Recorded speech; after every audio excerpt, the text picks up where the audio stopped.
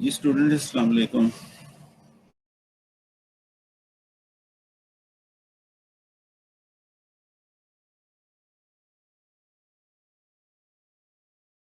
Students, कुछ ऐसा है कि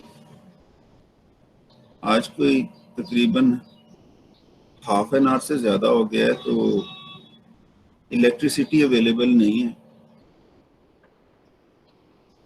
जिसके बायस मैं बाहर सहन में बैठ के आज क्लास लेने की कोशिश कर रहा हूँ। And due to that reason आपको मेरे अलावा और बहुत सारी आवाज़ें भी सुनाई देंगी।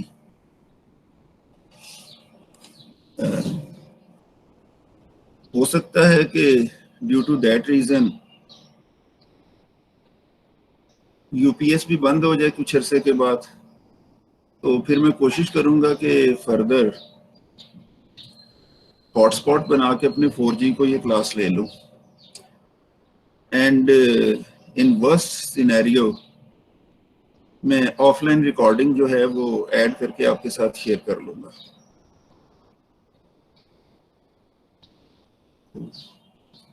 मैंने लास्ट टाइम पॉइंटर वेरिएबल्स का टॉपिक शुरू किया था, और पॉइंटर वेरिएबल्स में जो हमारा लाइव सेशन था उसके अंदर ये चीज़ बहुत हद तक कवर हो गई थी कि एवरीथिंग जो मेमोरी में मौजूद है, जो डिफाइंड है,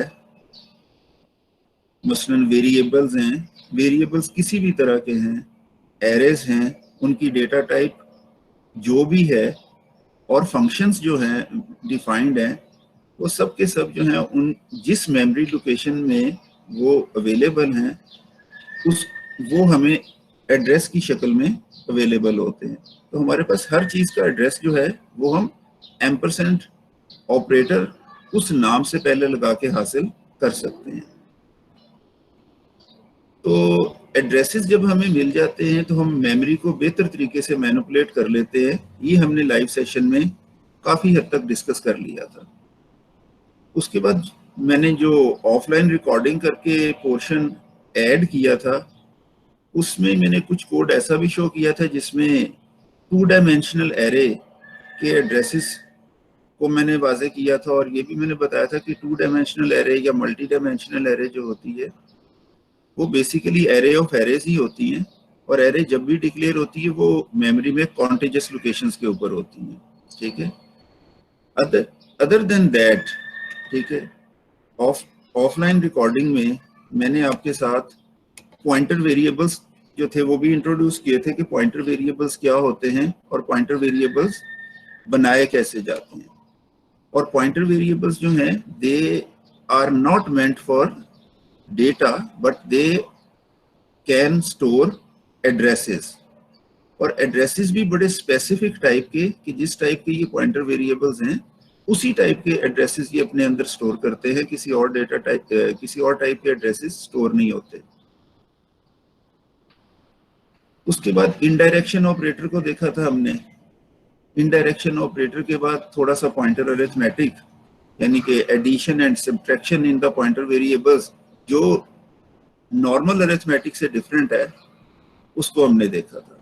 ठीक है, तो मैं थोड़ा सा रिकैप करता हूँ कि, और उसके बाद फिर हम आगे चलते हैं। ठीक है, सबसे पहली चीज तो ये है कि जब भी हम एक पॉइंटर वेरिएबल बनाएंगे,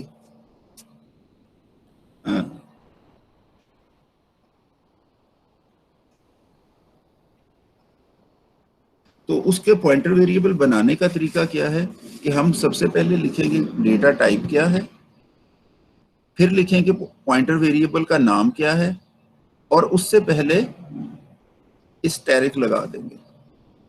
तो जब भी किसी वेरिएबल को डिक्लेयर करते हुए उससे पहले हम स्टैरिक लगाएंगे तो वो पॉइंटर वेरिएबल बन जाएगा। अब ये वाला जो पॉइंटर वेरिएबल इस तरह से बना है, इसमें अगर मैं स्टैरिक ना लिखूं तो ये इंटीजर टाइप का एक वेरिएबल बना रहा है।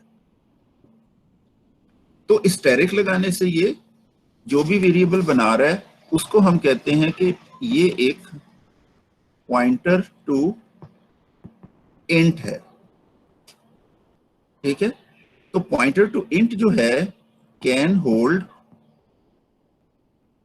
Address of only ints, nothing else. ठीक है, तो पी में आप किसी भी इंटीजर का एड्रेस जो है वो स्टोर कर सकते हैं। तो अगर मेरे पास कोई और इंटीजर वेरिएबल है, मसलन x, तो मैं p is equal to address of x लिखूंगा, तो x का एड्रेस p में आ जाएगा।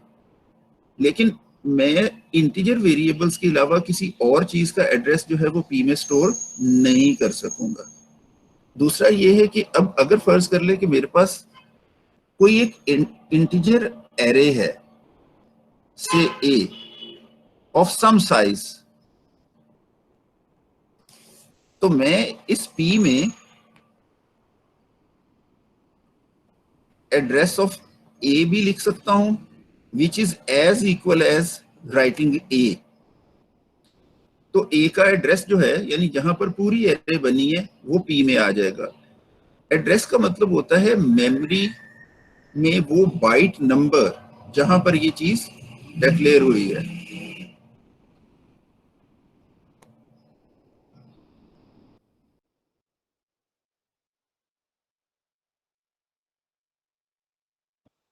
सो वो बाइट नंबर, ठीक है। तो इन केस ऑफ, अब मैं थोड़ा सा फर्दर अगर आपको इस साइड पे ले जाऊं कि अगर ये मेरे पास मेमोरी है और इसमें x यहां पर डिक्लेयर हुआ है और ये x में 4 बाइट्स हैं, तो ये वाला जो एड्रेस है, ये address due to this line p में स्टोर हो जाएगा। और फर्ज कर लें कि ये एरे है और ये एरे बहुत बड़ी एरे है, इसमें 400 बाइट्स इसने एलोकेट की हुई हैं। तो वो जो 400 बाइट्स हैं वो बेसिकली इस बाइट नंबर से स्टार्ट हो रही हैं। तो ये अगर मैं नीचे वाली लाइन लिखूंगा तो ये वाले बाइट नंबर जो है ये वेरिएबल p में चला जाएगा। तो p में तो एक एड्रेस जाना है, पूरी की पूरी एरे नहीं जानी, वो एड्रेस ये है। अब उसके बाद इनडायरेक्शन ऑपरेटर क्या करता है कि अगर हम इस स्टैटिक p एक्सप्रेशंस में यूज करें तो जो भी एड्रेस p में मौजूद है वहां से onward required number of bytes, because p is pointer to an int, तो इंटीजर 4 बाइट का होता है। तो जहां पर भी p मौजूद है, p में जो भी एड्रेस है उससे ऑनवर्ड जो 4 बाइट्स हैं वो डीकोड होंगी into an integer value due to pointer to an integer, और हमें वो वैल्यू मिल जाएगी इनडायरेक्टली। इसी तरह अगर फर्ज कर लें कि p में ये वाला एड्रेस मौजूद है और मैं ये स्टैटिक p लिखता हूं, तो इस स्टैटिक p लिखने से ये वाली जो 4 बाइट्स हैं जो उस एड्रेस के साथ कॉन्टिजियस 4 बाइट्स हैं, वो 4 बाइट्स में जो भी बिट पैटर्न मौजूद है वो डेफिनेटली एक इंटीजर होगा। वो इंटीजर डीकोड होगा टू एन इंटीजर वैल्यू और वो यूज हो जाएगा। और अगर इस स्टेज के ऊपर या किसी भी स्टेज के ऊपर p+1 लिखा जाए तो p+1 से मुराद ये वाला बाइट नंबर होगा। रादर मैं इसको रेड करके दिखा देता हूं, ये वाला बाइट नंबर जो इस पूरे इंटीजर को स्किप करने के बाद आएगा। क्योंकि अगर मैं p+1 लिखूं और मुझे ये वाला बाइट मिले और इस बाइट से ऑनवर्ड अगर मैं 4 बाइट्स यूज करूं तो वो तो आधी वैल्यू इसमें से पिक करेगा, इन 4 बाइट्स में से, और बाकी की इन 4 बाइट्स में से पिक करेगा। तो वो कोई एक कंप्लीट यूजर वैल्यू नहीं होगी। तो इसलिए जो पॉइंटर अरिथमेटिक है कि अगर हम पॉइंटर में कोई एडिशन या सब्ट्रैक्शन करते हैं तो उसके साथ size of the data type automatically multiply हो जाता है। तो अगर मैं p+10 करूंगा तो यहां से ऑनवर्ड 40th बाइट जो भी होगी, इस जगह से ऑनवर्ड 40th बाइट वो मुझे मिलेगी। और अगर मैं इसके साथ स्टैटिक भी यूज कर लूंगा तो ये वाली 4 bytes as a integer value मुझे इनडायरेक्टली मिल जाएंगी। तो बेसिकली ये वो थोड़ा सा रिकैप था कि हम पॉइंटर वेरिएबल्स को इस्तेमाल करते हैं। ठीक है, तो स्टूडेंट्स पॉइंटर वेरिएबल्स जो हैं उनका ये एक इंट्रोडक्शन या रिकैप है।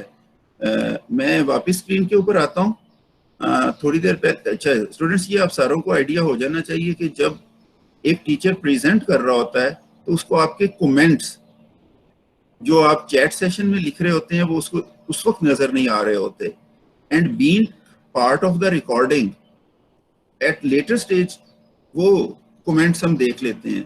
तो समटाइम्स हमें ये आइडिया होता है कि स्टूडेंट्स कमेंट्स के अंदर ना कुछ क्वेश्चंस कर रहे होते हैं। तो समझाने वाली बात ये है कि ऑल्दो इट्स लास्ट लेक्चर्स, लेकिन अगर आपको ड्यूरिंग द प्रेजेंटेशन कोई क्वेश्चन करना है तो आपको अपना माइक ऑन करके बोलना पड़ेगा, अदरवाइज वो क्वेश्चन टीचर तक नहीं पहुंचेगा।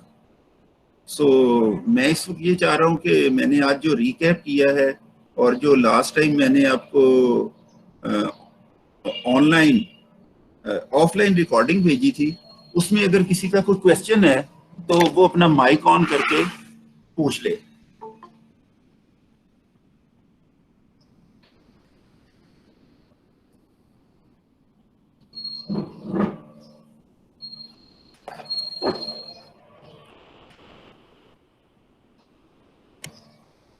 सर एरे के केस में ये चीज़ क्लियर नहीं हुई, मतलब जब अगर हम लोग उसका एड्रेस जब कॉपी होगा तो वो सिर्फ वो एड्रेस कॉपी होगा जिसमें एरे 0th इंडेक्स पे है, तो बाकी इंडेक्सेस का क्या होगा सर? देखें, पॉइंटर वेरिएबल एक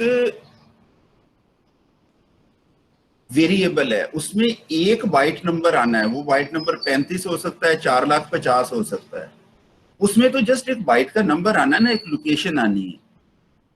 अब जो हमारे वेरिएबल्स हैं, कुछ वेरिएबल्स सिंगल बाइट के होते हैं, कुछ वेरिएबल्स 4 बाइट के होते हैं, कुछ वेरिएबल्स 8 बाइट के होते हैं, और एरेस तो जो है वो तो एनी नंबर ऑफ बाइट्स की हो सकती है ना, depending upon their size. Pointer variable में पूरी एरे नहीं आती, पूरा वेरिएबल नहीं आता।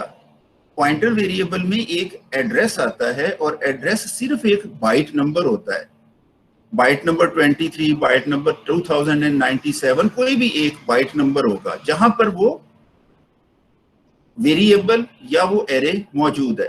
तो जैसा कि मैंने आपको यहां बताया है कि अगर वेरिएबल जो है वो इस लोकेशन पे बना है तो एक्स में सिर्फ ये वाला बाइट नंबर आएगा, और जब हम उसको इनडायरेक्ट करेंगे तो इस बाइट्स के साथ एडजेसेंट 4 बाइट्स, क्योंकि वहां पर ही वो इंटीजर डिफाइंड है ना, तो इनडायरेक्शन में वो चारों बाइट्स इस्तेमाल हो जाएंगी। इनडायरेक्टली मुझे वो वैल्यू मिल जाएगी जो एक्स में पड़ी हुई है। इसी तरह अगर हम एरे का एड्रेस वेरिएबल पी में स्टोर करते हैं तो एरे में तो बहुत ज्यादा वैल्यूज होंगी, और इस करंट एग्जांपल में वो 400 बाइट्स में वो एरे मौजूद है, क्योंकि ये एरे ऑफ 100 इंट्स है।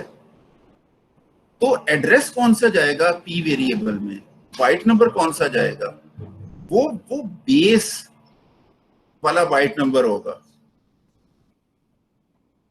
ठीक है, तो बेस वाला जो बाइट नंबर है वो हमारे पास पी में आ जाएगा। अब जब मैं इनडायरेक्टली एक्सेस करूंगा स्टैटिक पी से, तो मुझे 4 बाइट्स कौन सी एक्सेसिबल होंगी, ये वाली 4 बाइट्स, ये वाली जो पी के साथ एडजेसेंट है। और अगर मैं p+1 करता हूं तो मुझे बेसिकली ये वाला एड्रेस जो है ये मिलता है जो इन 4 बाइट्स को स्किप करने से आता है। इस के साथ जब मैं स्टैटिक लगाऊंगा तो मुझे उस एड्रेस से ऑनवर्ड 4 बाइट्स एक्सेस हो जाएगी, mean next integer in the array. और अगर मैं p+10 करूंगा तो p में तो ये वाला एड्रेस पड़ा हुआ है ना, जो एरे का बेस एड्रेस है, तो उससे 40 बाइट आगे जाके जो एड्रेस मौजूद है वो p+10 से मुझे अवेलेबल हो जाएगा। और जब मैं स्टैटिक p+10 लिखूंगा तो ये वाली 4 बाइट जो उस एड्रेस से एडजेसेंट है, वहां जो इंटीजर पड़ा हुआ है वो मुझे अवेलेबल हो जाएगा। यानी कि in another sense at 10th index of array जो इंटीजर पड़ा हुआ है वो मुझे अवेलेबल हो जाएगा। तो पॉइंटर वेरिएबल में एक एड्रेस मौजूद होता है। पॉइंटर वेरिएबल में टोटल वैल्यू या टोटल एरे नहीं होती, जस्ट एक एड्रेस होता है, ये मैंने आपको समझाया। और जब हम उसको इनडायरेक्टली एक्सेस करते हैं तो उस एड्रेस के साथ adjacent bytes depending upon the type, अगर इंटीजर है तो 4 बाइट्स, शॉर्ट है तो 2 बाइट्स, डबल है तो 8 बाइट्स, उन्हीं में वो डिफाइन होगा ना। तो वो सारी इकट्ठी होंगी और वहां जो वैल्यू पड़ी हुई होगी वो इनडायरेक्टली आपको रिटर्न हो जाएगी। जी सायरा, आपको क्लियर हुआ है? और अगर बाकी स्टूडेंट्स में से भी कोई क्वेश्चन करना चाहे तो वो कर सकता है। यानी सर p+1 करके बेसिकली हम एरे का फर्स्ट इंडेक्स एक्सेस कर रहे होते हैं, ऐसा ही है ना? यस, p+1 से फर्स्ट इंडेक्स, p+2 से सेकंड इंडेक्स और p+10 से 10th इंडेक्स एक्सेस कर रहे होते हैं। Okay sir. जी स्टूडेंट, कोई और किसी का कोई क्वेश्चन हो यहाँ पे?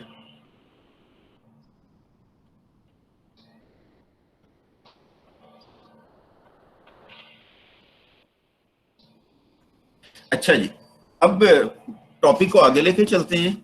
तो स्टूडेंट्स, ये चीज आप ध्यान में रखें कि पॉइंटर वेरिएबल्स में एड्रेसेस हैं और एड्रेसेस डेटा नहीं है। पॉइंटर वेरिएबल्स की मदद से अगर हम डेटा एक्सेस करना चाहें तो हमें उसे इनडायरेक्टली एक्सेस करना पड़ता है। अगर हमारे पास डायरेक्ट एक्सेस अवेलेबल है तो इनडायरेक्ट एक्सेस करने की कोई जरूरत नहीं है। हमें उस मेमोरी लोकेशन को जो p+10 स्टैटिक से मिल रही है, ठीक है, आई एम टॉकिंग अबाउट कि जो मेमोरी लोकेशन मुझे स्टैटिक p+10 से मिल रही है वो डायरेक्टली कैसे मिलती है? p10 लिख के। तो हमें ये तरीका इख्तियार करना है, इसको हमें अवॉइड करना है।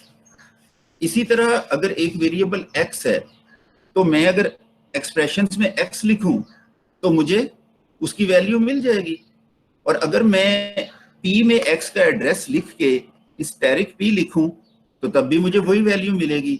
और अगर मुझे x अवेलेबल है तो मुझे यही यूज करना चाहिए, इसको अवॉइड करना चाहिए। तो जब मुझे डायरेक्ट मेमोरी एक्सेस अवेलेबल है उस वक्त मुझे पॉइंटर वेरिएबल्स यूज नहीं करने चाहिए। और जब डायरेक्टली वो वेरिएबल एक्सेसिबल नहीं है, मीन हमने कोई फंक्शन कॉल कर लिया है, तो दूसरे फंक्शन में हम उनका रेफरेंस भेज देते हैं और हम रेफरेंस की मदद से उन्हें एक्सेस कर लेते हैं। तो फिर जो पॉइंटर वेरिएबल्स हैं उनका यूज कब है? उनका यूज वहां है जहां पर हमारे पास ना तो हमें रेफरेंस सपोर्ट करता है ना हमें डायरेक्ट डेटा एक्सेसिबल होता है। अच्छा, इस में बहुत सारे यूजेस हैं जो मैं थोड़ी देर के बाद ना आपके सामने रखने की कोशिश करूंगा। ये टॉपिक्स रिलेटेड टू पॉइंटर्स का एक डॉक्यूमेंट है मेरे पास, इनको मैं 1 बाय 1 कवर करूंगा और आपके सामने रखूंगा। लेकिन एक इम्पॉर्टेंट पॉइंट जो मैंने लास्ट उसमें रिकॉर्डिंग में आपके सामने रखा था उसको मैं लेके चलता हूँ। स्टूडेंट, किसी एक स्टेज के ऊपर जब मैंने आपको ये बताया था कि कंपाइलेशन क्या होती है, लिंकिंग क्या होती है, लोडिंग क्या होती है, ये सारी चीजें, तो वहां मैंने आपको बताया था कि एक प्रोग्राम जब मेमोरी में लोड होता है तो मेमोरी में लोड होता है तो उसमें डिफरेंट सेगमेंट्स बनते हैं। ठीक है, एक प्रोग्राम आपका जो हार्ड डिस्क पे पड़ा हुआ है जो मेमोरी में जाता है तो उसमें वो जितनी भी एरिया मेमोरी में वो जाता है आपका प्रोग्राम, जो कि एक एग्जीक्यूटेबल प्रोग्राम है, तो नीचे उसका कोड होता है, कोड के ऊपर आपका जो सेगमेंट होता है यहाँ पर आपके समहाउ ग्लोबल वेरिएबल्स होते हैं और उसके ऊपर जो है वो एक एरिया ऑफ मेमोरी होता है जिसे स्टैक कहते हैं, और दूसरी साइड पे जो एरिया ऑफ मेमोरी होता है उसे हीप कहते हैं। तो बेसिकली इसके अंदर मेनली हमारा लोकल वेरिएबल्स, ठीक है, लोकल वेरिएबल्स और एरेज मौजूद होती हैं। जो ग्लोबल डेटा है वो मैंने उस वक्त भी आपसे कहा था कि मॉडर्न प्रोग्रामिंग लैंग्वेजेस में जनरली वो डिस्करेज किया जाता है। तो ज्यादातर हमारा डेटा होगा स्टैक के ऊपर और हीप के ऊपर। अब ये स्टैक और हीप समटाइम्स रिवर्स अवेलेबल होते हैं कि हीप जो है वो इधर मौजूद है और इधर को उसमें एलोकेशंस होती है, और स्टैक जो है वो यहाँ मौजूद है और उसमें यहाँ पर एलोकेशन होती है।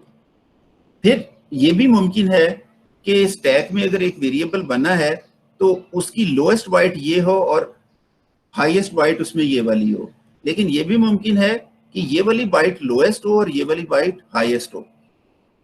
इससे कता नजर हमें मतलब इन चीजों का ध्यान तब रखना पड़ता है जब हमने डेटा को बहुत ही ज्यादा जाके लो लेवल पे मैनिपुलेट करना हो। लेकिन अगर हमें डेटा को बहुत ज्यादा लो लेवल पे मैनिपुलेट नहीं करना तो फिर सिर्फ पॉइंटर वेरिएबल्स और इनडायरेक्शन हमें हेल्प कर देती है। जो यहाँ यार ये तो मेरे साइड से एक बात मैंने कर दी आपके सामने। इंपॉर्टेंट चीज ये है कि स्टैक पे कौन से वेरिएबल्स बनते हैं और हीप पे कौन से वेरिएबल्स बनते हैं। ठीक है, तो स्टैक पे वेरिएबल्स जो बनते हैं या स्टैक पे जो मेमोरी एलोकेटेड होती है, मैं कहता हूं ये वो मेमोरी है जो नेम्ड एलोकेशन से हुई है। यानी कि जब भी आपने मेमोरी को एलोकेट किया है तो आपने कोई ना कोई नाम बताया है। ठीक है, और हीप पे जो मेमोरी एलोकेट होती है वो अननेम्ड होती है। ठीक है, अननेम्ड एलोकेशन हीप पे होती है। जो भी मेमोरी हीप पे आप एलोकेट करेंगे उसको कोई नाम नहीं मिलेगा। ठीक है, अब आए इसकी एग्जांपल्स के ऊपर।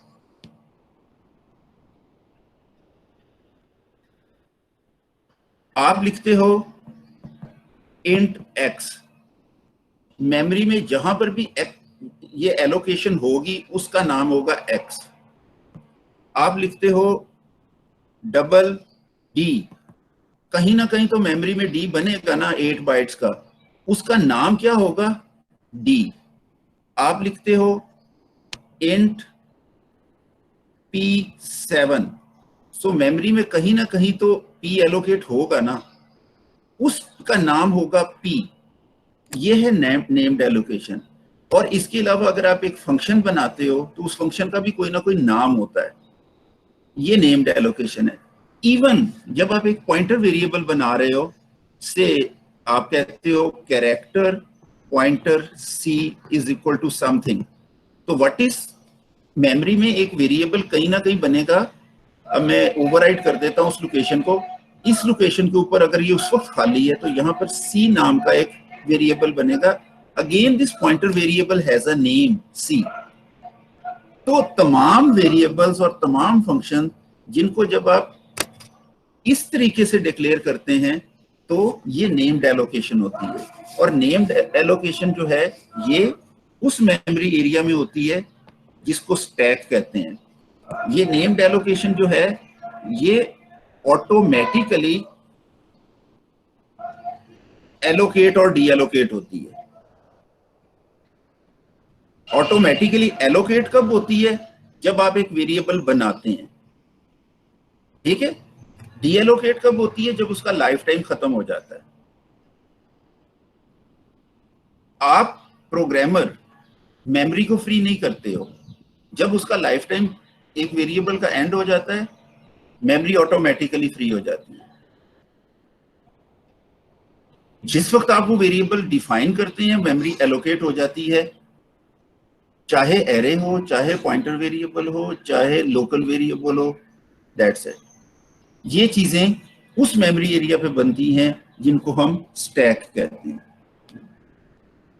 इसके बाद लास्ट लेक्चर में एक नई तरह की मेमोरी जो है वो हमने इंट्रोड्यूस की थी, और वो हम एलोकेशन और डी एलोकेशन करते हैं using new and delete. New से हम मेमोरी एलोकेट करते हैं। न्यू के सामने हम हमेशा टाइप और साइज बताते हैं। साइज इसमें ऑप्शनल होता है।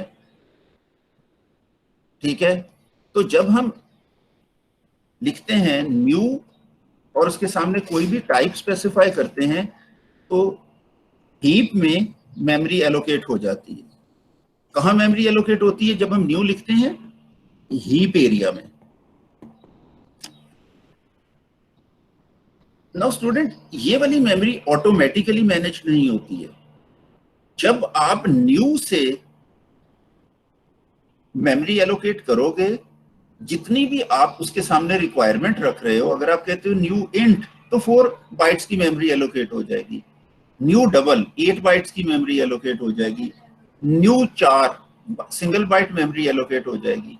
और अगर आप न्यू इंट 10 लिखोगे तो 10 इंटीजर्स की मेमोरी एलोकेट हो जाएगी, मीन एरे ऑफ 10 इंटीजर्स बन जाएगा।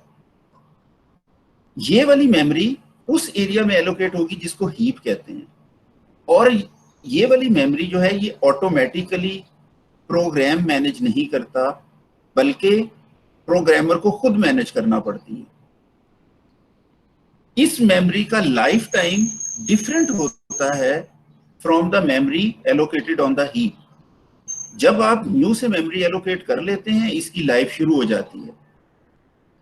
जब तक आप डिलीट से इसे डीएलोकेट नहीं करते हो, इसकी लाइफ मौजूद रहती है, यानी कि ये एलोकेटेड रहती है।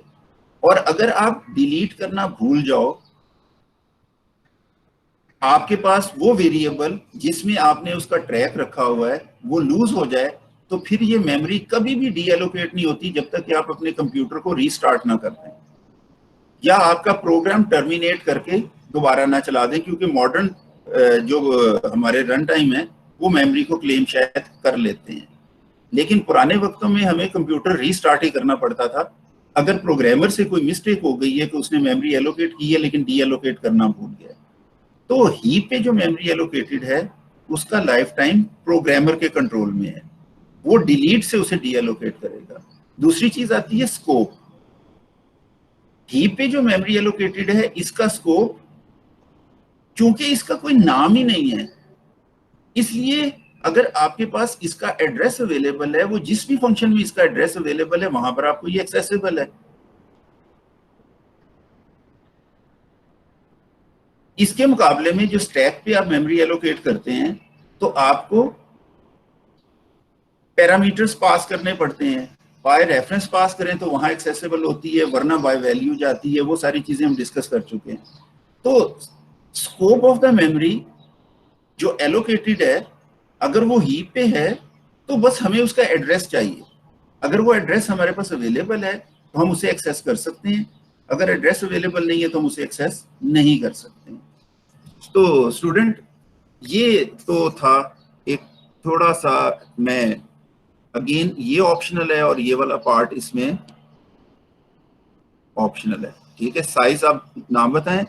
यहाँ पर आपको एक पॉइंटर वेरिएबल बताना होगा और इसी तरह यहाँ पर आपको एक पॉइंटर वेरिएबल लिखना होगा, क्योंकि न्यू जो है वो एक एड्रेस रिटर्न करता है और वो एड्रेस हम किसी पॉइंटर वेरिएबल में स्टोर कर लेते हैं और फिर उस पॉइंटर वेरिएबल की मदद से उस मेमोरी को इनडायरेक्टली हम इस्तेमाल में लाते हैं।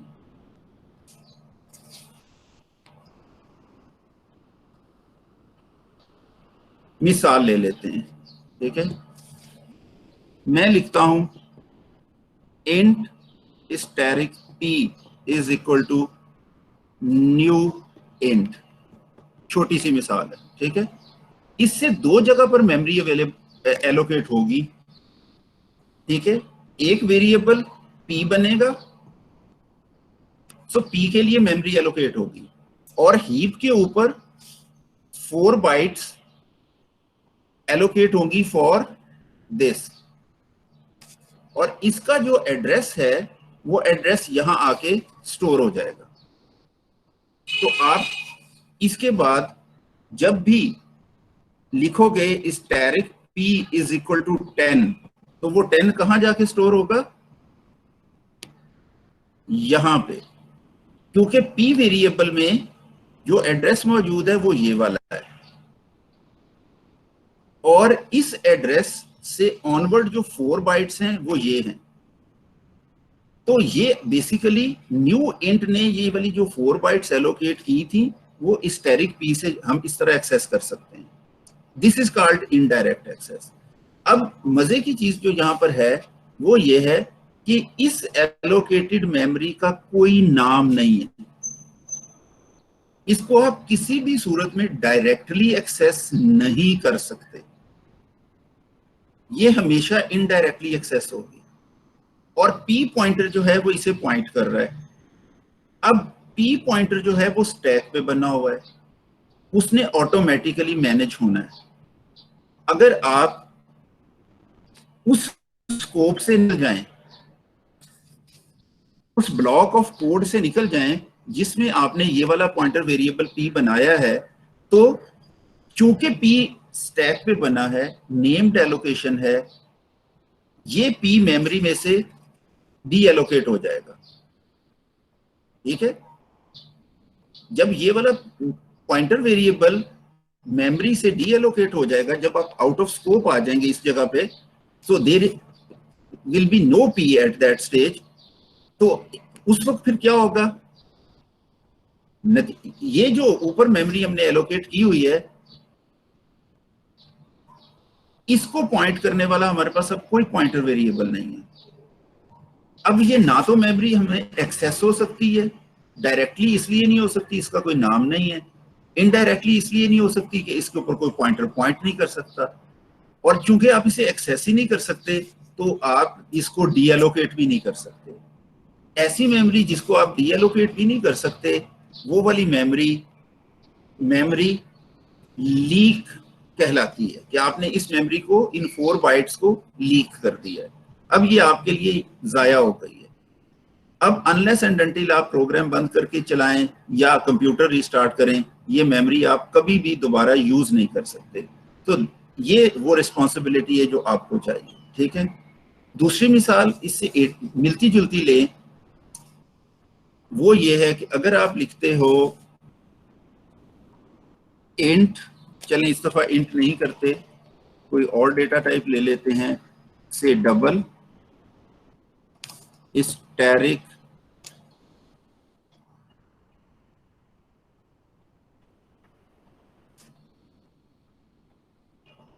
pd। तो इसके करने से जो हमारा स्टैक एरिया है वहां पर एक पॉइंटर वेरिएबल बनेगा pd, और ये pd हमेशा डबल टाइप के डेटा को ही पॉइंट कर सकेगा। मैं यहां पर जाके लिखता हूं pd इज, अभी इसमें गार्बेज है pd में, ठीक है, pd is equal to new double 3। तो हीप एरिया में 24 बाइट्स एलोकेट हो जाएंगी, क्योंकि 3 डबल्स जो हैं वो 8 बाइट में आते हैं। तो ये वाली मेमोरी एलोकेट हो जाएगी। इस मेमोरी का कोई नाम नहीं है, इसका बेस एड्रेस रिटर्न होगा जो कि ये वाला है, एड्रेस जाके यहां पे पीडी में स्टोर हो जाएगा। हम कहेंगे कि P इज पॉइंटिंग हियर। जब मैं लिखूंगा इस टैग P, तो ये वाली 8 बाइट्स एक्सेस होंगी। अगर मैं लिखूंगा स्टैरिक P+1, तो ये वाली 8 बाइट्स एक्सेस होंगी। अगर मैं लिखूंगा स्टैरिक P+2, तो ये वाली 8 बाइट्स एक्सेस होंगी। और इसी चीज को कंटिन्यू करते हैं, अगर मैं लिखूंगा P-1 स्टैरिक, तो ये वाली 8 बाइट्स जो बिल्कुल उसके साथ एडजेसेंट है मगर नीचे हैं, वो एक्सेस हो जाएंगी। और अगर मैं कहीं पे लिख दूंगा P+3 स्टैरिक, तो ये वाली जो 8 बाइट्स हैं ये एक्सेस हो जाएंगी, क्योंकि C++ में एरे के बाउंड्स के ऊपर कोई चेक नहीं होता है। हम जब भी एक पॉइंटर वेरिएबल में कुछ ऐड या सब्ट्रैक्ट करेंगे तो हमें एक नया एड्रेस मिलेगा depending upon the type of the pointer variable. So PD में जो भी एड्रेस स्टोर हुआ है, उस एड्रेस में कुछ ना कुछ ऐड हो जाएगा, और वो ऐड क्या होगा, जो आप ऐड कर रहे हैं या सब्ट्रैक्ट कर रहे हैं, 1 2 3 4 व्हाटएवर इट इज, लेकिन उस जो आपने नंबर उसमें ऐड किया उसके साथ implicitly size of the data type of the pointer variable multiply हो जाएगा। अब ये हमारे पास जो तरीका है ये एक्सेस करने का क्या है, इनडायरेक्ट मेथड है। हम पॉइंटर वेरिएबल्स की मदद से इस एरे को, ये वाली जो एरे है जो हीप पे एलोकेटेड है, अननेम्ड है, इस तरह से एक्सेस कर सकते हैं। हमें इस तरह से और ये करना नहीं चाहिए क्योंकि ये out of the bound of array है, लेकिन अगर हम करेंगे तो ये हो जाएगा C++ में। हमें इसको करना नहीं चाहिए, हमें विद इन द लिमिट्स रहना चाहिए। जी स्टूडेंट, ये चीज आपको क्लियर हो गई कि हम एरे को कैसे एक्सेस करेंगे और एरे बनेगी कैसे। अगेन जस्ट एक ऑर्डिनरी पॉइंटर वेरिएबल होगा, एरे के लिए कोई स्पेशल पॉइंटर वेरिएबल नहीं है। उसमें हम हीप पे अगर एरे बनाना चाह रहे हैं तो न्यू डबल के बाद साइज ऑफ द एरे बता देंगे, टाइप के बाद उसका एड्रेस रिटर्न हो जाएगा जो हम अपने पास स्टोर कर लेंगे। अच्छा स्टूडेंट, यहाँ एक बहुत ही जो है वो ट्रिकी पार्ट है, वो ये है कि हम इस लोकेशन को, अगर ये एरे की होती तो हम इसको एक्सेस कैसे करते, with the help of index 0। इस लोकेशन को कैसे एक्सेस करते, with the help of index 1। इसको कैसे करते, with the help of index 2। और एरे पढ़ाते हुए मैंने आपको वैसे ही बताया हुआ है कि इसको विद द हेल्प ऑफ 3 और इसको विद द हेल्प ऑफ -1 हम एक्सेस कर सकते हैं। और वही चीज मैं आज आपको पढ़ा रहा हूं, लेकिन आज मैंने आपको वो इनडायरेक्ट मेथड से बताया है। पहले हम अगर एरे है तो उसको डायरेक्ट मेथड से करते आ रहे हैं, ठीक है।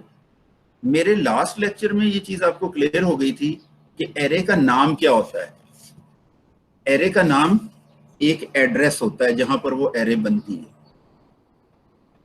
जब भी हम कोई एरे बनाते हैं, वो एरे जहां भी मेमोरी में बनती है, एरे का नाम वो एड्रेस होता है।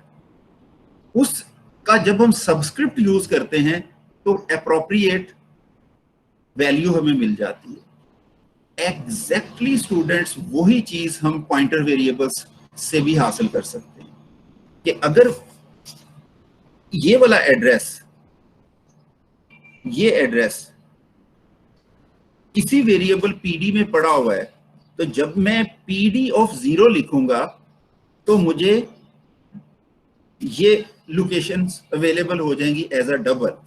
जब मैं पीडी ऑफ 1 लिखूंगा तो मुझे ये चीज अवेलेबल हो जाएगी एज, जब मैं पीडी 2 लिखूंगा तो मुझे ये लोकेशंस एक्सेस हो जाएंगी। पीडी 3 से नेचुरली ये वाली होगी और पीडी -1 से ये वाली होगी। तो बेशक PD is a pointer variable, it is not name of the array. Name of the array itself एक एड्रेस होता है। पॉइंटर वेरिएबल में एक एड्रेस स्टोर हुआ होता है। सो पॉइंटर वेरिएबल के कंटेंट्स क्या हैं, एड्रेस। एरे का नाम क्या है, एड्रेस। दोनों एड्रेस हैं। दोनों को हम, चाहे वो एरे का नाम है या चाहे वो पॉइंटर वेरिएबल है, we can use this convention. Alternatively indirect convention क्या है, P+0 स्टैरिक या P स्टैरिक। इसके लिए ऑल्टरनेट क्या है, P+1 स्टैरिक। इसके लिए ऑल्टरनेट क्या है, P+2 स्टैरिक। तो अगर हम अवॉइड करना चाहें in case of dynamic arrays जो हीप पे बनी है, तो हम इनको भी इस्तेमाल कर सकते हैं। यानी कि हमें एक डायनामिक एरे बना के जो हीप पे बनी है, ये जरूरी नहीं है कि हम उसके लिए ये डिफिकल्ट सा सिंटेक्स यूज करें। हम उसके लिए ऑर्डिनरी एरे वाला जो सिंटेक्स है उसे इस्तेमाल कर सकते हैं। जी स्टूडेंट, ये चीज आपको क्लियर हो गई?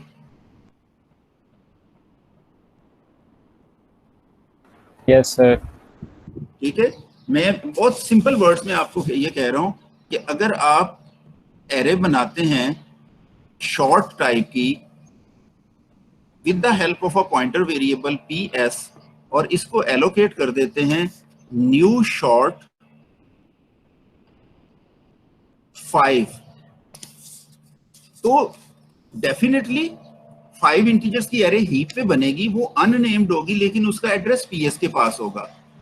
तो आप लूप लगा के int I is equal to 0 while और फॉर वॉट एवर लूप आपको पसंद है I is less than 5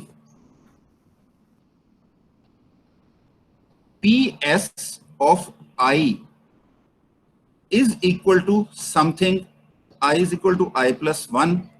ठीक है, ये एग्जैक्टली वही सिंटेक्स है जो हमने पढ़ा हुआ है टू मैनिपुलेट एरेस, लेकिन एरे सिर्फ बनाने का तरीका बदला है हमने।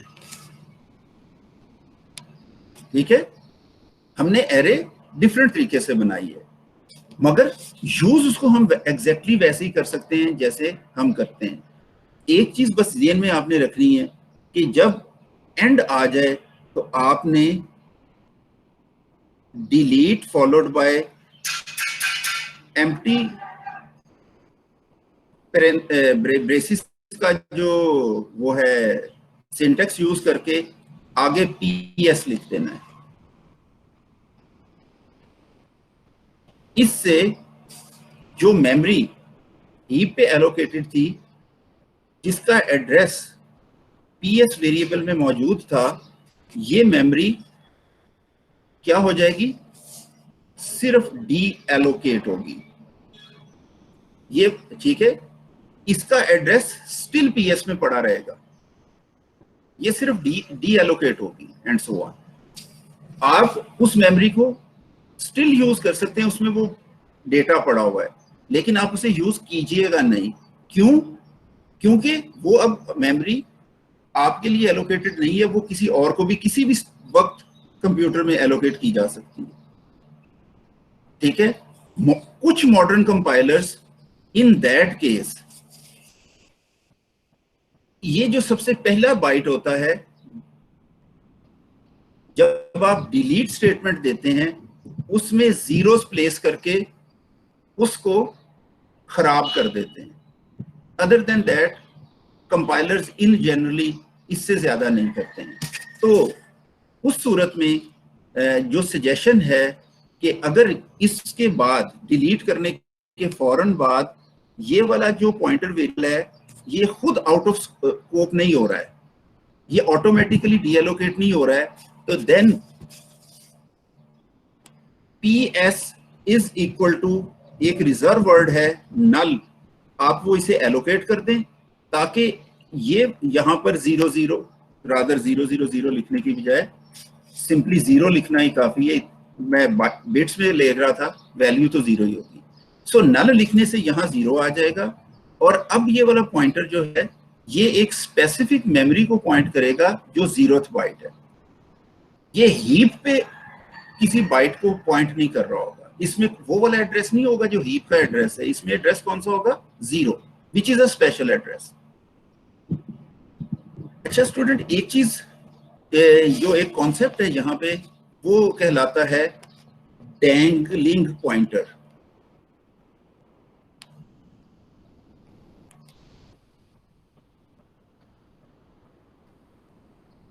मुझे 1 मिनट का पॉज लेना है, मैं विद इन अ मिनट वापस आता हूं और फिर आप उसके बाद मैं डैंगलिंग पॉइंटर को कंटिन्यू करता हूं। Just 1 minute.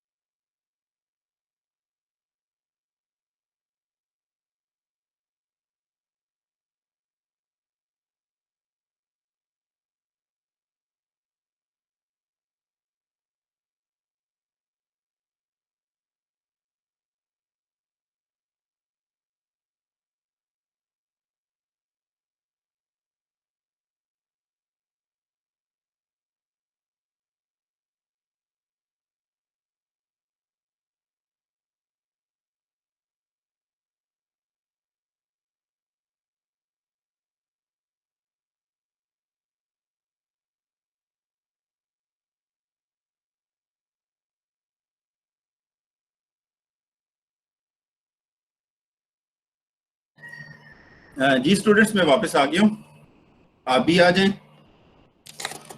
सो डैंगलिंग पॉइंटर एक ऐसे पॉइंटर को कहते हैं जिसमें नल भी नहीं होता और प्रॉपरली एलोकेटेड मेमोरी का एड्रेस भी नहीं होता। उस पॉइंटर को हम कहते हैं डैंगलिंग पॉइंटर। यानी कि इस पॉइंटर में किसी प्रॉपर मेमोरी का एड्रेस नहीं है, इसमें जस्ट कोई बिट पैटर्न मौजूद है। नल होगा तो वो एक स्पेसिफिक एड्रेस है 0, या उसमें ऐसा एड्रेस होना चाहिए जो अभी मैंने प्रीवियस मिसालें आपको दी हैं कि वो एक वैलिड मेमोरी का एड्रेस है। आप बेशक आउट ऑफ रेंज मूव कर सकते हैं, लेकिन हमने मना की है। जितनी मेमोरी हमने एक पॉइंटर वेरिएबल को एलोकेट की है, हम लिमिट्स में रहते हुए उसे यूज करते हैं। और अगर लिमिट्स के बाहर इनएप्रोप्रिएट एड्रेस एक पॉइंटर वेरिएबल में पड़ा हुआ है तो वो पॉइंटर वेरिएबल कहलाता है डैंगलिंग पॉइंटर। अब आप ये देखें कि डैंगलिंग पॉइंटर जो है वो मेमोरी में ये एक पॉइंटर P है और इस P में एक इस लोकेशन का एड्रेस पड़ा हुआ है, और P की जो टाइप है वो से डबल पॉइंटर की है। ठीक है। अब जब ये वाला जो एरिया ऑफ द मेमोरी है, ये वाला एरिया ऑफ द मेमोरी का इस पॉइंटर वेरिएबल के साथ कोई ताल्लुक नहीं है। जस्ट P में जो बिट पैटर्न पड़ा हुआ था, अगर मैं उसे डीकोड करूं तो वो ये वाला एड्रेस आता है। अब चूंकि P में एक प्रॉपर मेमोरी का एड्रेस नहीं है जो प्रोग्रामर चाहता है, और उसके बाद programmer accidentally static P is equal to 10 लिख दे, तो चूंकि ये डबल पॉइंटर है, इस एड्रेस से ऑनवर्ड जो 8 बाइट्स होंगी वहां पर 10.0 डेटा, जो भी वहां डेटा पड़ा हुआ था उसे ओवरराइट कर देगा, और वो डेटा यकीनन किसी और पर्पस के लिए इस्तेमाल होना है, तो वहां पर डेटा में खराबी पैदा हो जाएगी। So dangling pointers are very much dangerous. We should be very much careful कि हम पॉइंटर वेरिएबल्स को कभी भी अनइनिशियलाइज्ड ना छोड़ें और उनमें हमेशा एक वैलिड एड्रेस रहे। और अगर हमारे पास कोई वैलिड एड्रेस नहीं है तो हम P में नल स्टोर कर दें। नल स्टोर करने का मतलब है कि P में वैल्यू आ जाएगी 0, और इन दैट केस अगर मैं स्टैटिक P लिखूंगा तो 0 इज अ स्पेशल वैल्यू, हमें एक रन टाइम एरर मिलेगा।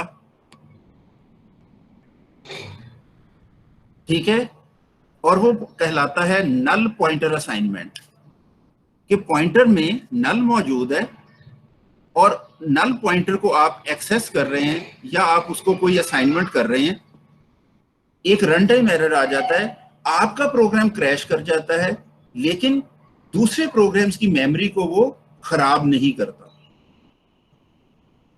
कहने की बात यह है कि अगर P में नल मौजूद है तो आप उसको उस मेमोरी को इनडायरेक्टली यूज नहीं कर सकते।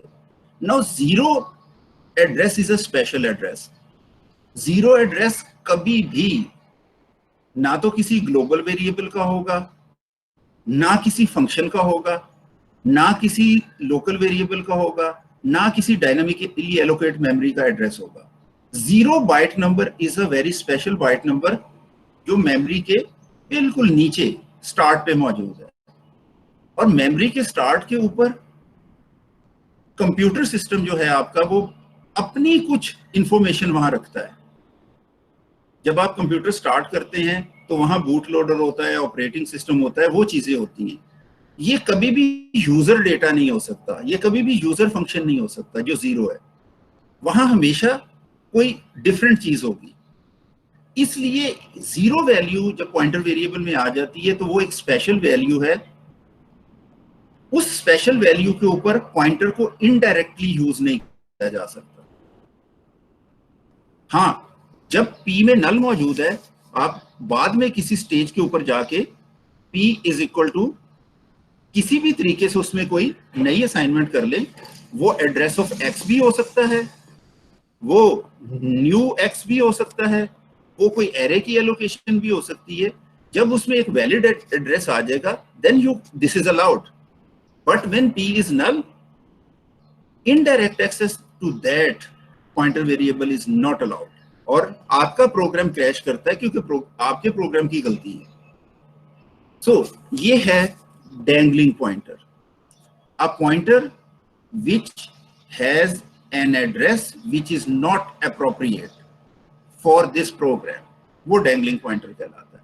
तो ये दो बड़े इंपॉर्टेंट कॉन्सेप्ट्स हैं, एक dangling pointer का, आप इसे गूगल कर लें, यूट्यूब पे सर्च कर लें, फर्दर सर्च कर लें, और दूसरा मेमोरी लीक का, जो पॉइंटर्स के साथ एसोसिएटेड रहते हैं और programmers has to take care of them.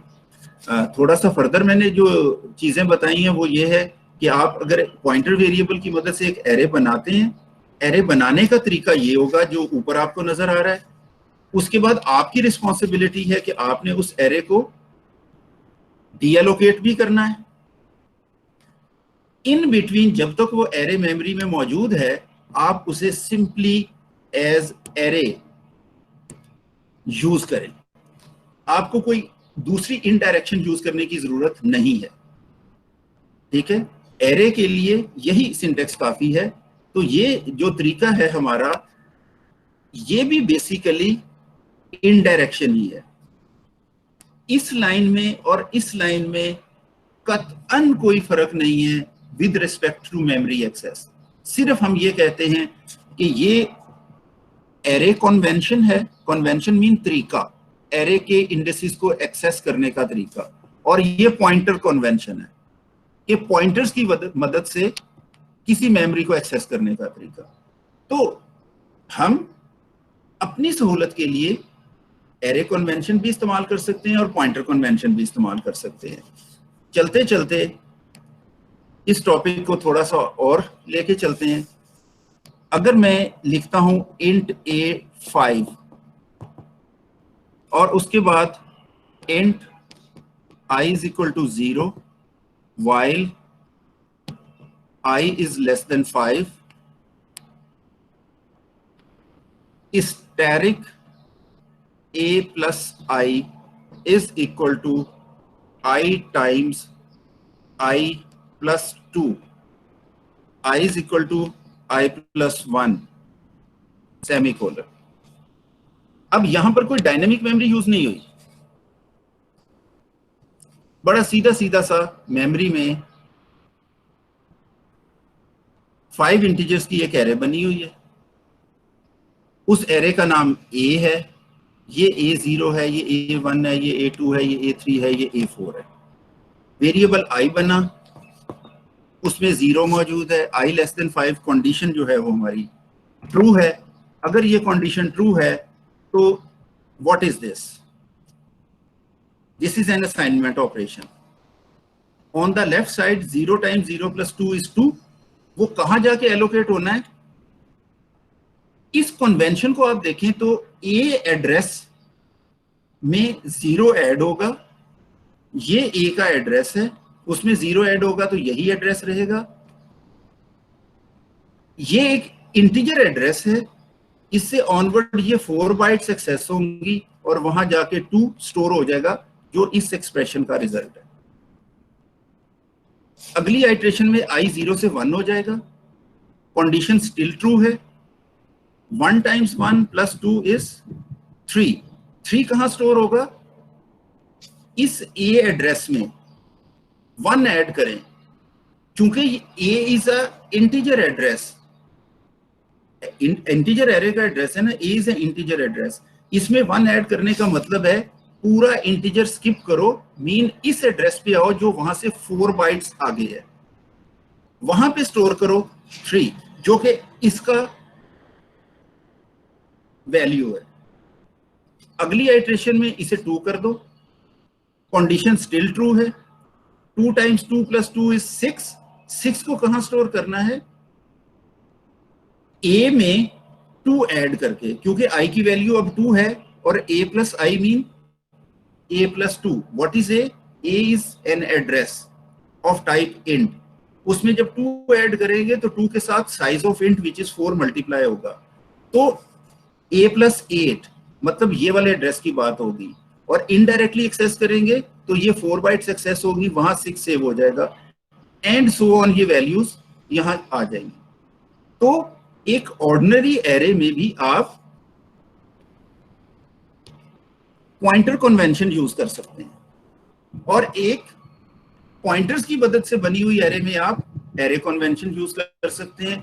इसमें किसी किस्म का कोई हर्ज नहीं है, कोई गलती नहीं है।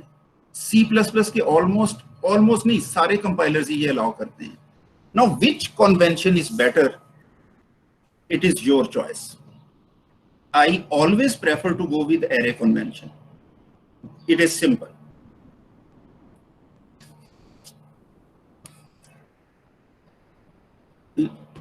आगे बढ़ते हैं। मैं एक डेक्लेरेशन कर रहा हूं int a23,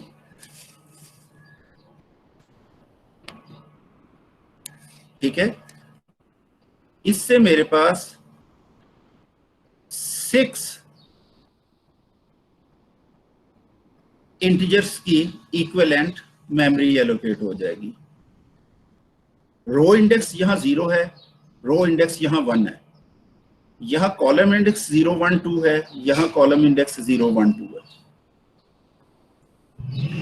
मैं लिखता हूं a of 0 + 1 asterisk is equal to 10। तो ये 10 कहां जाएगा?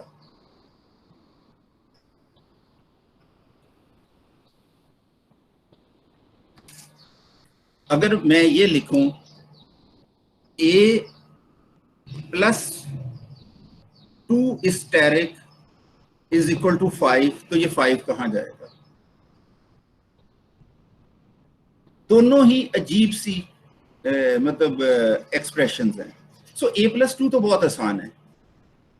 a ये वाला एड्रेस है, उसमें 2 ऐड करना है, a की टाइप है इंट, 2 के साथ 4 which is size of int multiply हो जाएगा, तो हम यहां से 8 बाइट्स ऊपर आ जाएंगे, और वहां से ऑनवर्ड जो 4 बाइट्स है वहां पर 4 प्लेस कर देंगे। तो ये तो बात हो गई इसकी। Know what is this?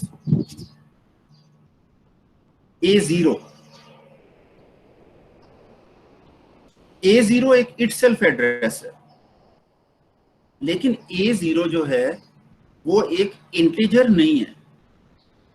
A0 is an array of 3 integers, because जो अभी मैंने आपको यहां पे समझाया है वो ये है कि ये रो इंडेक्स इसका 0 है और इसका रो इंडेक्स 1 है, तो A of 0 is an address of a row.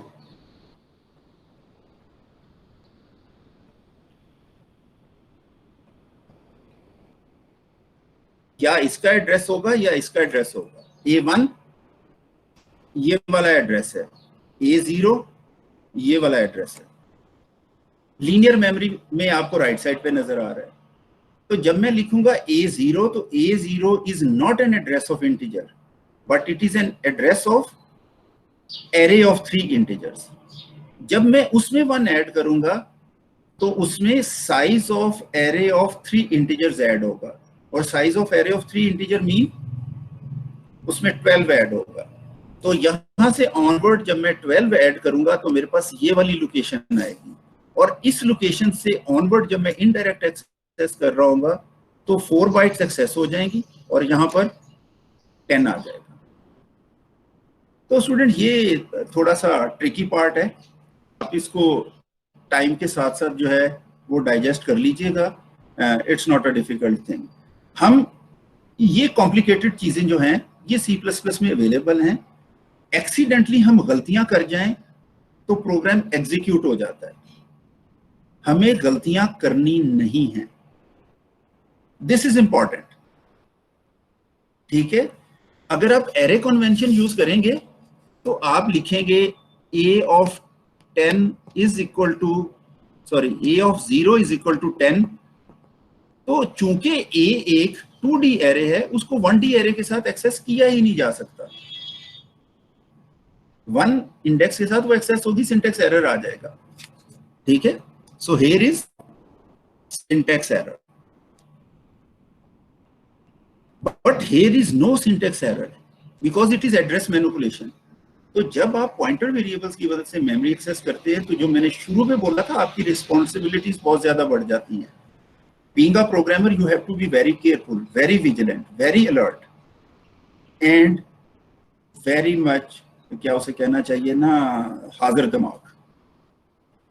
In qualities के साथ आपकी प्रोग्रामिंग में वैल्यू भी है, मगर ये गलतियां हमने नहीं करनी। एरे कन्वेंशन के साथ गलतियों का चांस कम है, पॉइंटर कन्वेंशन के साथ गलतियों का चांस ज्यादा है। सो हमेशा केयरफुल में। ठीक है जी, तो बाकी कुछ बातें जो है वो मेरे लेक्चर से रिलेटेड आप नोट करते रहिएगा।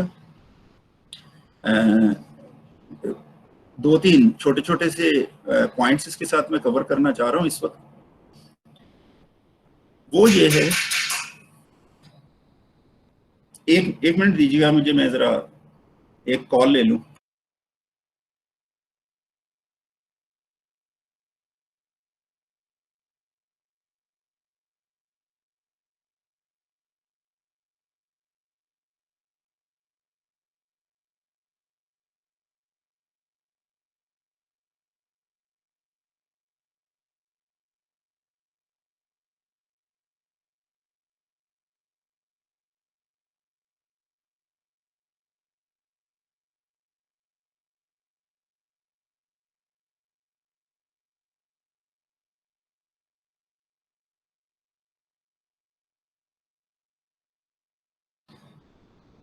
जी student, I am back again.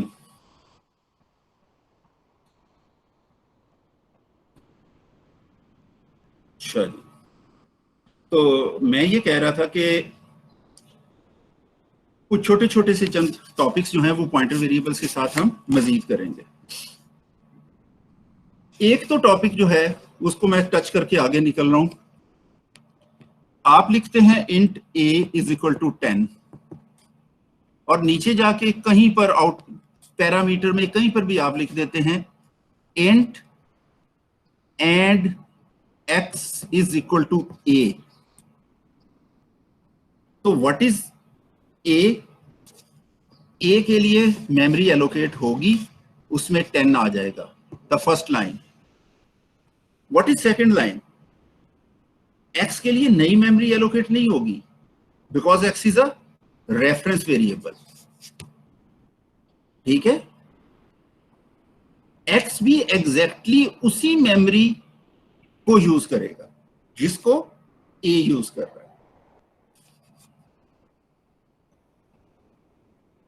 अगर मैं लिखता हूं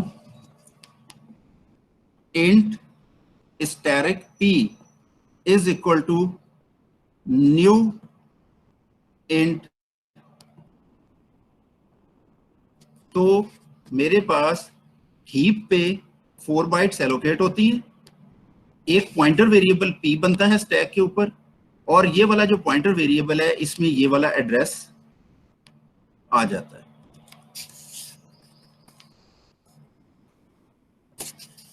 अगर मैं यहां लिखूं इंट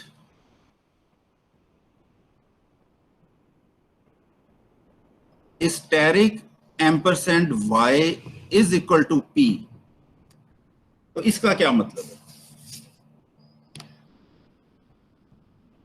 वेरिएबल नेम से पहले अगर स्टैटिक लगा हो तो वो रेफरेंस वेरिएबल होता है। और ये क्या है? ये तो डेटा टाइप है। किस डेटा टाइप किस तरह की? पॉइंटर टू इंटीजर की। Now y is a reference variable to integer pointers, तो इन दिस केस y इस मेमोरी लोकेशन को ही रीयूज कर रहा होगा। y की डेटा टाइप भी इंटीजर पॉइंटर ही है और p की डेटा टाइप भी इंटीजर पॉइंटर ही है। जस्ट लाइक ऊपर जो आपने देखा है a एक इंटीजर है और x भी एक इंटीजर है। x एक रेफरेंस टू इंटीजर है, a एक ऑर्डिनरी इंटीजर है। नीचे देखें, p is pointer to an integer, y is pointer to an integer. p एक नॉर्मल पॉइंटर टू इंटीजर था, उसके लिए मेमोरी एलोकेट हो गई। y एक reference to pointer to integer था, उसके लिए नई मेमोरी एलोकेट नहीं हुई। तो हम पॉइंटर वेरिएबल्स के ऊपर भी रेफरेंसेस बना सकते हैं, जहां यूज होंगे वहां इनको हम इस्तेमाल कर लेंगे। दूसरा एक छोटा सा टॉपिक, स्ट्रक्चर्स हमने पढ़े हुए हैं। मेरे पास एक स्ट्रक्चर अवेलेबल है, से वेक्टर या वेक्टर 3D, वो जैसे भी डिक्लेयर हुआ हुआ है।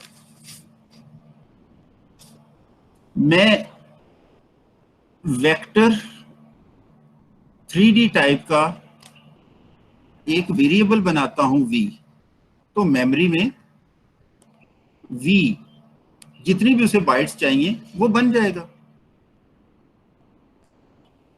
मैं एक वेक्टर 3D टाइप का पॉइंटर वेरिएबल बनाता हूं p और उसको एड्रेस ऑफ v बता देता हूं, तो मेरे पास एक p वेरिएबल बनेगा और p वेरिएबल में ये वाला एड्रेस आ जाएगा। अब से इसके जो पॉइंटर वेरिएबल है, इसके कंपोनेंट्स के नाम है x, y और z। ठीक है,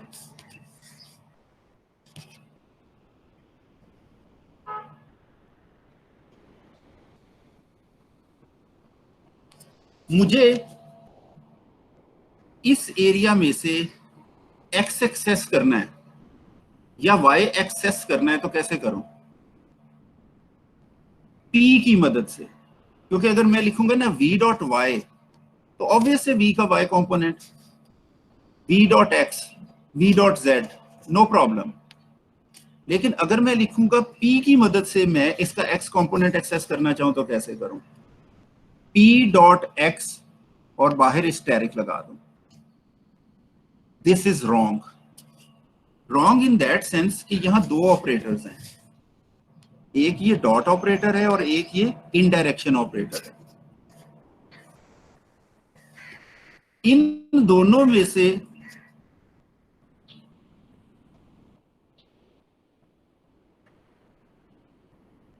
सॉरी स्टूडेंट्स, मैं थोड़ा सा इसको कट कर रहा हूं। अगर मैं यूं लिखूं, ब्रैकेट्स ना लगाऊं, ठीक है, तो यहां दो ऑपरेटर हैं, एक ये डॉट और एक ये asterisk. Asterisk is an indirection operator because p is a pointer variable, और एक्सिस जो डॉट से मिल रहा है, डॉट ऑपरेटर जो है वो कंपोनेंट ऑफ द स्ट्रक्चर देगा। क्योंकि ये दो ऑपरेटर्स यहां यूज हो रहे हैं, तो इनमें से प्रेसिडेंस किसकी ज्यादा है, वो पहले ऑपरेट होगा। आप ऑपरेटर्स के प्रेसिडेंस चार्ट में जाके देखें, डॉट की प्रेसिडेंस ज्यादा है, तो p डॉट जो मैंने पहले एक्सीडेंटली ब्रैकेट लगा दी थी, ये ऑपरेशन पहले होगा। नो, p इटसेल्फ जस्ट एक पॉइंटर वेरिएबल है, डॉट लगा के उसका कंपोनेंट एक्सेस कहां से हम करें, वो मुमकिन नहीं है।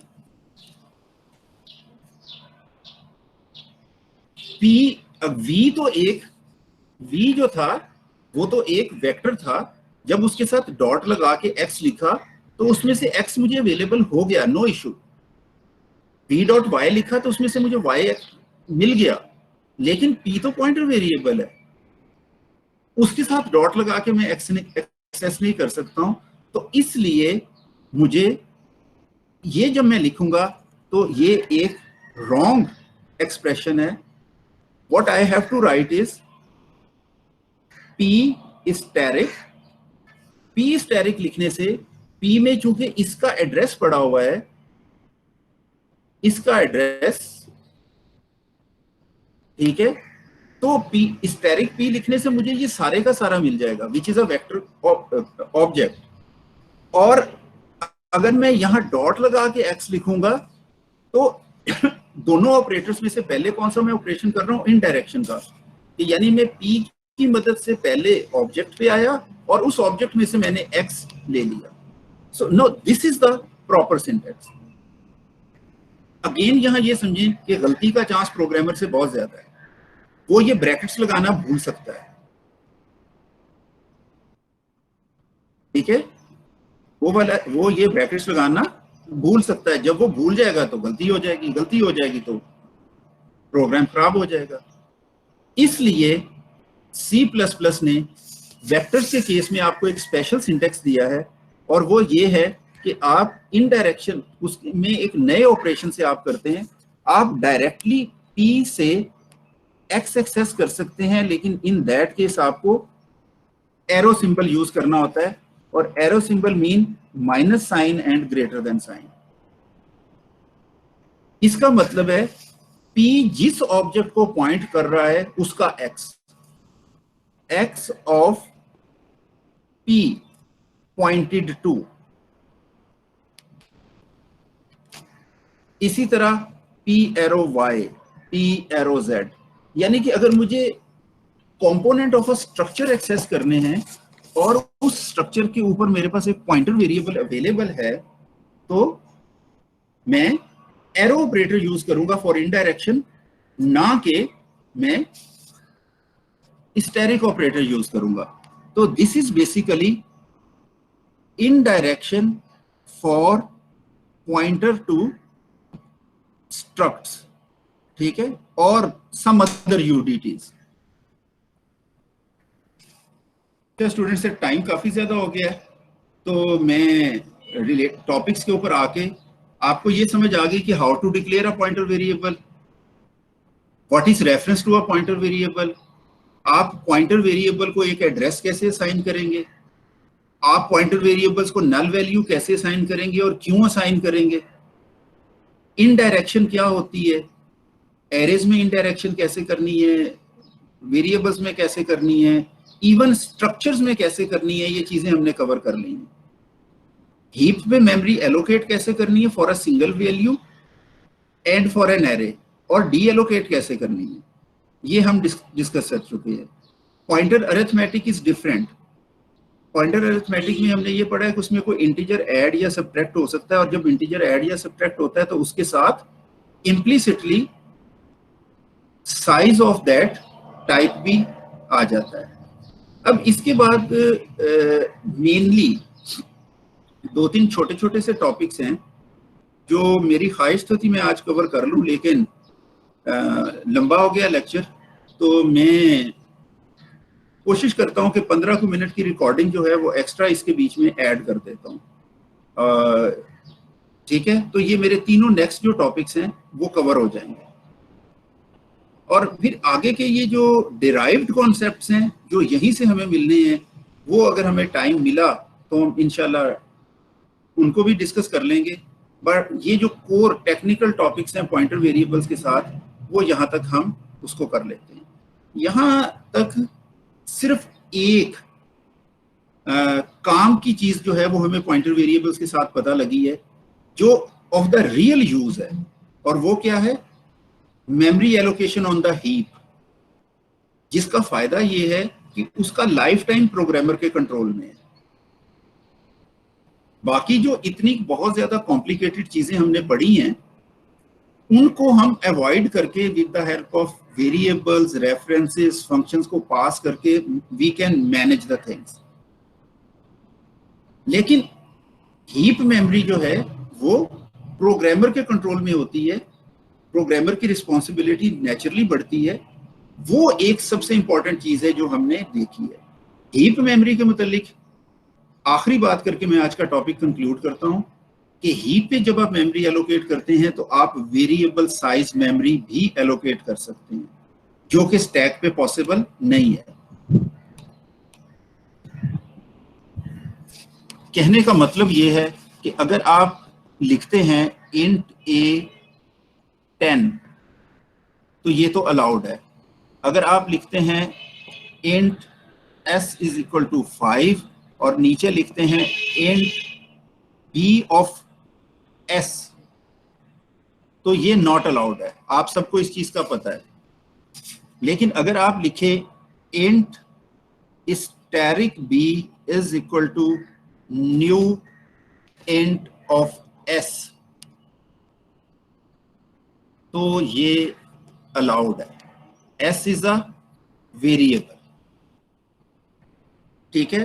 हीप के ऊपर आप अपनी मर्जी की मेमोरी एलोकेट कर सकते हैं, यूजर से लेके कि यूजर कहता है जी मुझे 5 वैल्यू स्टोर करनी है, तो आप यूजर से इनपुट लें, सी इन कराएं एस को, यूजर जो भी वैल्यू एंटर करता है जाहिर है वो वेरिएबल क्वांटिटी है, but S itself is a variable. आप वेरिएबल साइज की एरे हीप पे बना सकते हैं, स्टैक पे पॉसिबल नहीं है। इन सम कंपाइलर्स ये स्टैक पे भी अवेलेबल है, लेकिन इन जनरल स्टैक के ऊपर ये मेमोरी अवेलेबल नहीं होती। Students, this is the main advantage. And programmer control जो है हीप मेमोरी के ऊपर, वो मेन एडवांटेज है जो अभी तक हमें पॉइंटर वेरिएबल से मिला है। हम मेनली पॉइंटर वेरिएबल्स को इन्हीं मकासद के लिए इस्तेमाल करेंगे, या कुछ डिराइव्ड कॉन्सेप्ट्स में हम पॉइंटर वेरिएबल्स को इस्तेमाल करेंगे जो नीचे हैं। लेकिन पॉइंटर वेरिएबल के साथ जो कोर टॉपिक्स हैं उसमें ये 3 टॉपिक्स बचे हैं, ये मैं ऑफलाइन रिकॉर्डिंग में आपके साथ शेयर कर लेता हूं। आपका अगर कोई क्वेश्चन है तो आप क्वेश्चन कर लें, अदरवाइज मैं एंड करता हूं। जी स्टूडेंट्स। सर आपने इससे पहले स्लाइड में एक बात कही थी, वो दोबारा रिपीट कर दें, जिसमें आपने स्ट्रक्चर को एक्सेस करने की बात की थी, उसमें आपने एक एरो साइन की बात की थी, तो वो दोनों में क्या फर्क है? ठीक है, मुझे रिपीट करने की ऐसे जरूरत नहीं है, आप रिकॉर्डिंग को मल्टीपल टाइम्स देख लेना, ठीक है। उसके बाद समझ नहीं आएगी तो नेक्स्ट क्लास में आप क्वेश्चन कर लेना, रिकॉर्डिंग आपको अवेलेबल हो जाएगी। जी स्टूडेंट को और ऐसा क्वेश्चन जो रिकॉर्डिंग का हिस्सा ना हो।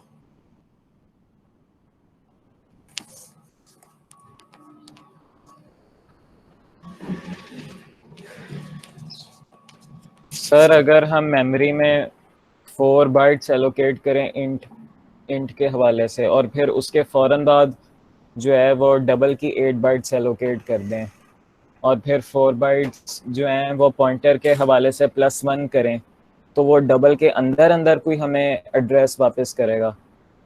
इसकी कोई गारंटी नहीं है कि वो जो आपने पहले एक इंटीजर बनाया है उसके बाद डबल बनाया है, वो इंटीजर की बाउंड्री के फौरन बाद शुरू हो जाएगा, इसकी कोई गारंटी नहीं है।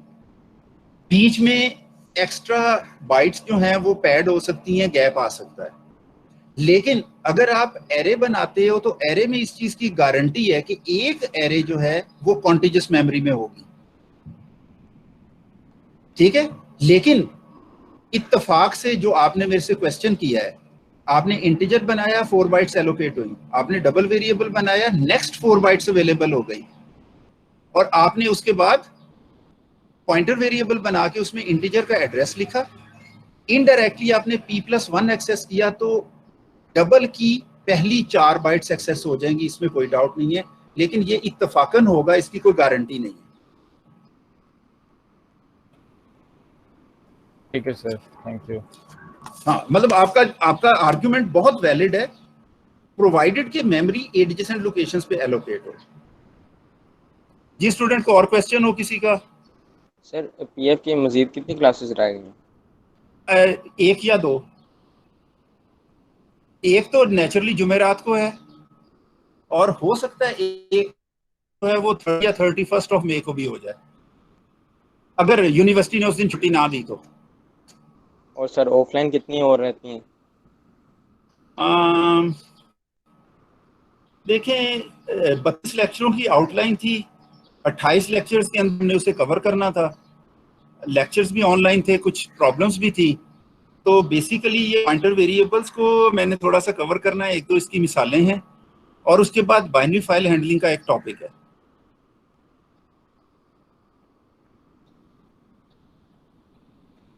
जो मेरे इस वक्त जहन में है। ये मैं इंशाल्लाह आपके साथ ना थोड़ा सा डिस्कस करूंगा on Thursday. Okay sir.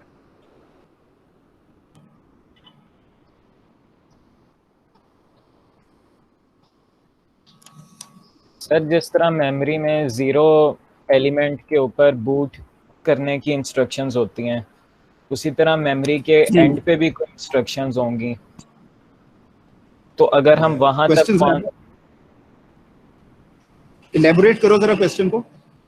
Memory के जो बिल्कुल स्टार्ट जो 0 है, वहां पे जिस तरह बूटिंग की इंस्ट्रक्शंस होती है ना कंप्यूटर की, इसी तरह मेमोरी के बिल्कुल एंड पे वो खाली पड़ी होगी।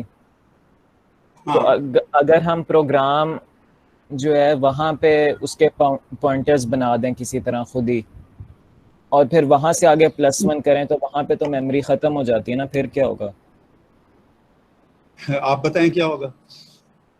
रन टाइम एरर आने का एक्सपेक्टेशंस है, लेकिन देखें मैं बारहा ये कहता हूं कि C++ आपको ये अलाउ करता है कि आप आउट ऑफ द बाउंड जाएं, लेकिन रिकमेंडेड, हाईली रिकमेंडेड है। आप ये मिस्टेक करेंगे अगर आप आउट ऑफ द बाउंड निकलेंगे, तो आपको हमेशा बाउंड्री में रहना है। ये अब प्रोग्रामर की रिस्पॉन्सिबिलिटी है C++ में कि वो बाउंड्री को मेंटेन करे, ठीक है। C++ में ये C++ की रिस्पॉन्सिबिलिटी नहीं है। अब आपने कहा कि जी मैं बाउंड्री से बाहर निकल रहा हूं, और बाउंड्री भी ऐसी कि जहां मेमोरी ही नहीं है, तो नेचुरली कोई ना कोई एरर अकर कर जाएगा, और अगर आप बाउंड्री में होंगे तब भी वो एरर है, लेकिन उस एरर की नेचर डिफरेंट है। जी स्टूडेंट को और कोई क्वेश्चन हो? चलें फिर आज का टॉपिक क्लोज करते हैं। अल्लाह हाफिज।